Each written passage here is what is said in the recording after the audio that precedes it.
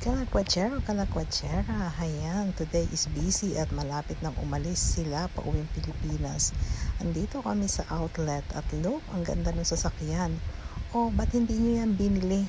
Yan ang sakyan nyo pauwi ng Pilipinas. Samahan nyo kami kalakwatsero, kalakwatsera at busy kami today kasi aalis na sila.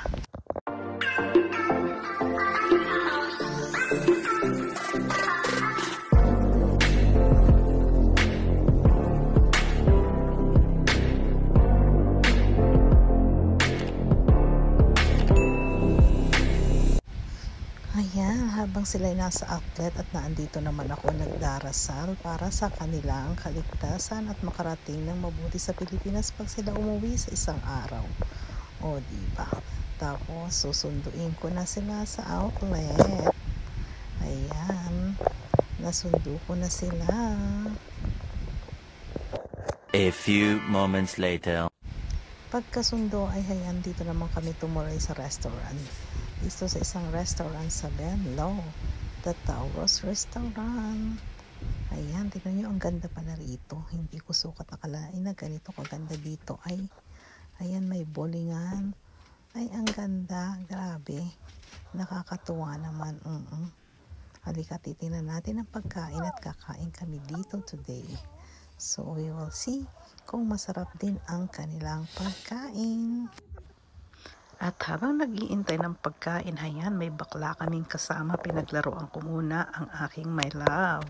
Ang aking kalakwatsero. Look, may earring siya. O, diba? Ang ganda niya. Mas maganda pa siya sa akin. Kung naging babae ka, nako, ang ganda-ganda mo. Diba? Pero ngayon dahil lalaki ka, ay pogi ka naman. So, picture habang nag-iintay ng pagkain. At eto na ang pagkain namin. Wow! Super duper yummy pala ang food nila dito sa Taurus Restaurant here in Benlo.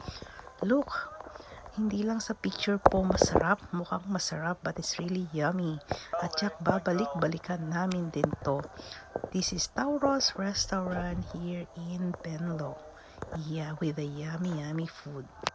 One eternity later.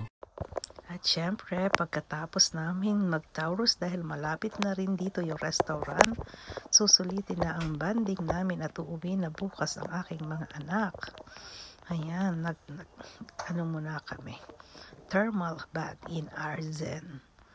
Thermal bath in Arzen. Bawal ang picture doon kaya hanggang dito lang ang picture.